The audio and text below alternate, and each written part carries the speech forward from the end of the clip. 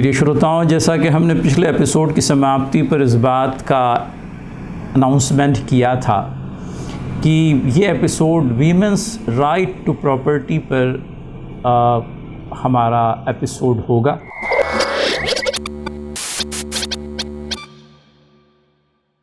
Women's right to property अपने आप में एक ऐसा विषय है जो हमेशा से विवादास्पद रहा है।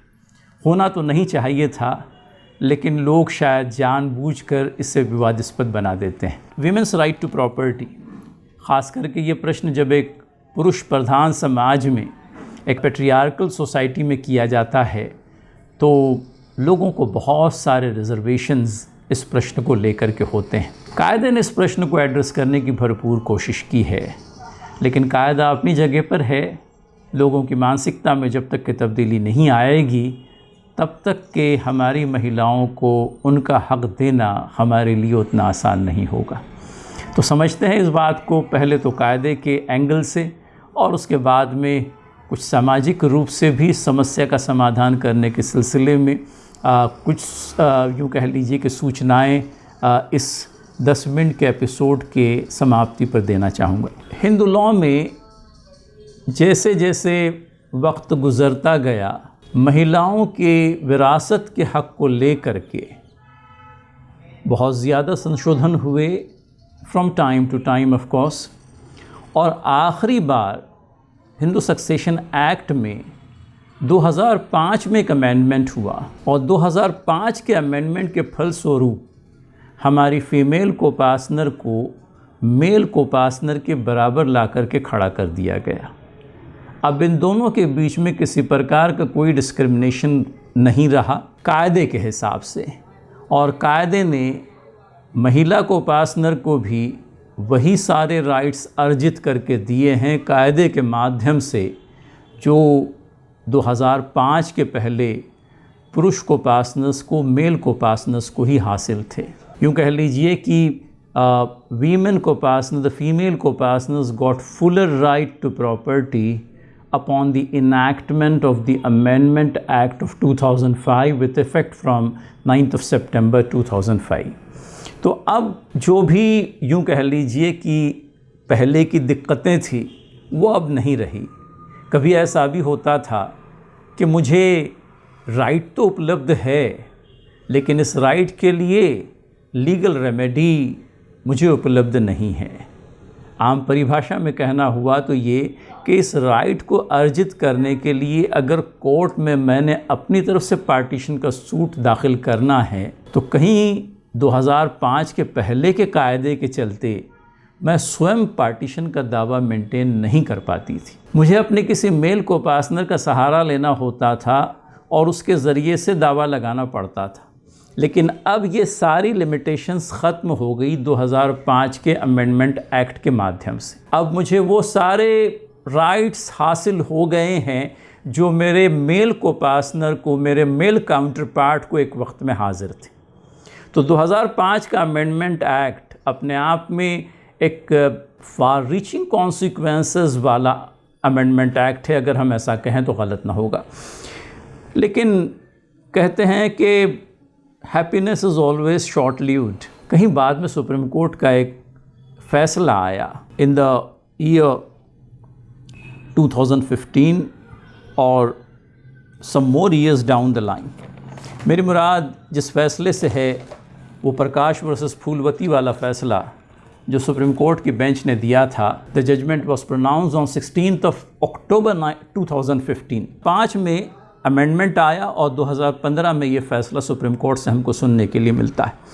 अब इसके अंदर में जो बात कही गई थी, कानूनी बारीकियों में जाए बग़ैर हमारे श्रोताओं को समझाने के लिए बहुत ही संक्षिप्त में ये कहना चाहेंगे कि सुप्रीम कोर्ट ने अपने इस फ़ैसले के अंदर में ये कहा कि 2005 के अमेंडमेंट एक्ट के तहत अगर हमारी महिलाओं को अपना हक़ अर्जित करना है तो ये राइट उन्हीं लिविंग डॉटर्स को हासिल होगा जिनके लिविंग कोपासनर्स जो है वो हयात हैं। कहने का मतलब ये कि on the day on which the act came into being, that is to say on 9th of September 2005, the living daughters of living coparceners would be entitled to claim under the act. कहने का मतलब ये कि बेटी अगर अपने बाप की प्रॉपर्टी के अंदर में हिस्सा अर्जित करना चाहती है तो 9/9/2005 की इस तारीख़ पर बेटी भी हयात चाहिए और बाप भी हयात चाहिए। अगर बाप का देहांत 9/9/2005 के पहले हो गया है तब बेटी अपने हिस्से से वंचित रह जाएगी इस फैसले के हिसाब से।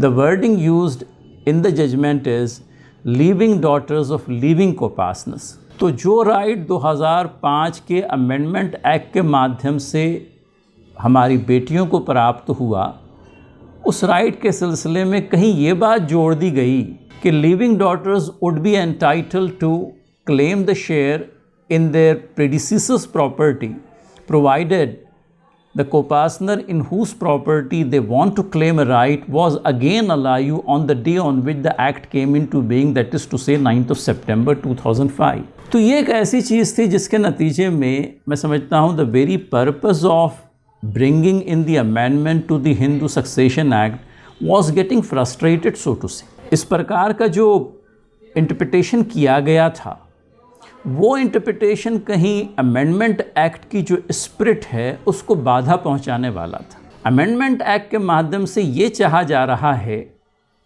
कि फ़ीमेल कोपासनर्स को वो सारे राइट प्राप्त रहें जो उनके मेल काउंटर पार्ट्स को हासिल हैं। अब अगर समझ लीजिए कहीं पर इस तरह का कोई रिजर्वेशन कर दिया जाता है या इस प्रकार का कोई यूँ कह लीजिए कि जोड़ लगा दिया जाता है कि yes, you would be entitled to a right of inheritance provided the person through whom you are claiming the right of inheritance should again have been alive on the date of enactment 9th of September 2005। ऐसे में होगा ये कि एक प्रकार की categorisation हो जाएगा। एक तो वो महिलाएं, एक तो वो बेटियां जो 9/9/2005 को हयात हैं और जिनकी प्रॉपर्टी में उन्हें हिस्सा मांगना है वो भी 9/9/2005 को हयात हैं, और एक वो कैटेगरी होगी जिनके पूर्वज 9/9/2005 के पहले ही देहांत कर गए हैं लेकिन बेटी जो है 9/9/2005 की इस तारीख़ को हयात है। तो जो हयात है और जिसके पूर्वज पहले चले गए उसको कोई हिस्सा नहीं, लेकिन जो हयात है और जिसके पूर्वज जो हैं ज़िंदा है उसको तो हिस्सा मिलेगा। तो कहीं ये जो प्रोविज़न आ गया, कहीं ये जो बात सुप्रीम कोर्ट ने कही कि living daughters of living coparceners would alone be entitled to succeed under the amendment act of 2005, ये एक ऐसी शय थी जो स्पिरिट ऑफ एक्ट को बाधा पहुंचाने वाली थी। फॉर्चुनेटली प्रकाश वर्सेस फूलवती वाला जजमेंट 2015 का बहुत ज़्यादा देर तक स्टैट्यूट बुक पर नहीं रह पाया और मैं समझता हूँ करीब 5 से 10 वर्षों के अंदर ही हम वो साइटेशन आपको स्क्रीन पर बता रहे हैं जिसमें इस प्रकाश वर्सेस फूलवती के जजमेंट को सुप्रीम कोर्ट ने ओवर रूल किया था। ये जजमेंट है विनीता शर्मा का और विनीता शर्मा के जजमेंट में सुप्रीम कोर्ट ने इस बात से आपत्ति जतलाई कि प्रकाश वर्सेस फूलवती के अंदर में जिस प्रकार का रेस्ट्रिक्शन फ़ीमेल कोपासनर्स के ऊपर डाला गया है, ऐसा किसी प्रकार का रेस्ट्रिक्शन 2005 के एक्ट के चलते डाला नहीं जा सकता। ये तो कुछ ऐसा ही होगा कि एक्ट ने जो राइट उनको देना चाहा था वो एक हाथ से एक्ट ने तो दे लिया लेकिन दूसरे हाथ से वो राइट उनसे छीन लिया गया। तो हमको ये बात माननी पड़ेगी कि प्रकाश वर्सेस फूलवती के अंदर में फ़ीमेल कोपासनर्स के राइट ऑफ इनहेरिटेंस के ऊपर जो रेस्ट्रिक्शन लगाया गया था, विनीता शर्मा के जजमेंट के नतीजे में ये रेस्ट्रिक्शन अब ख़त्म हो गया।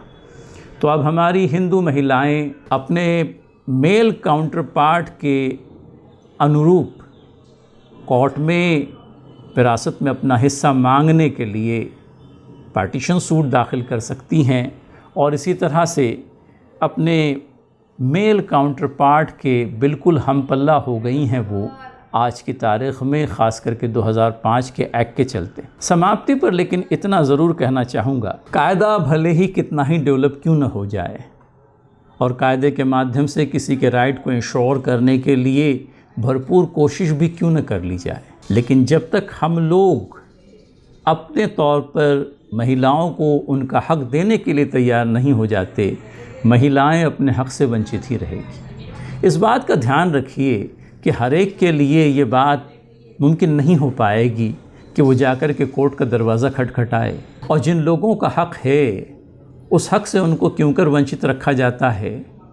बहुत सारे हीले बहाने कर लिए जाते हैं और ये कहा जाता है कि भाई महिलाओं को जब उनकी शादी हुई थी तब ज़ेवरात दिए गए, शादी का ख़र्च बर्दाश्त कर लिया गया, वो अपने ससुराल में सुखी हैं। तो फिर कहीं हम ये भी कहना चाहेंगे कि क्या आप अपने मैके में दुखी हैं? ऐसा तो नहीं है ना।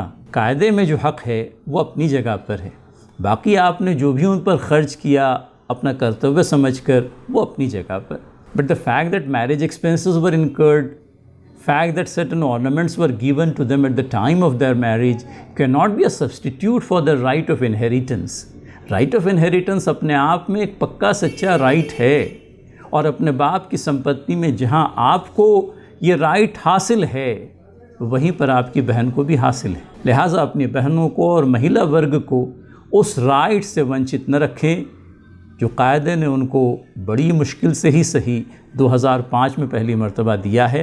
हालांकि इसके पहले भी हासिल था, नहीं ऐसा नहीं, लेकिन उसको एक्सरसाइज करने में बड़ी दिक्कतें आती थी। अब जबकि 2005 में कायदे के संशोधन के नतीजे में ये सारे राइट्स महिला वर्ग अर्जित कर चुका है, हमारी कोशिश ये होनी चाहिए कि हम इस एक्ट के तहत जो राइट उनको प्राप्त हुआ है उसकी एक्चुअल प्राप्ति के लिए हम लोग मददगार बने, न कि उनके रास्ते की रुकावट बन जाएं।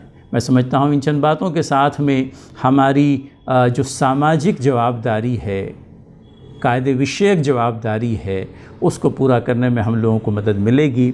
आइंदा एपिसोड में इसी टॉपिक को कंटिन्यू करते हुए अगला एपिसोड रिकॉर्ड कराएंगे। तब तक की आज्ञा दीजिए। धन्यवाद।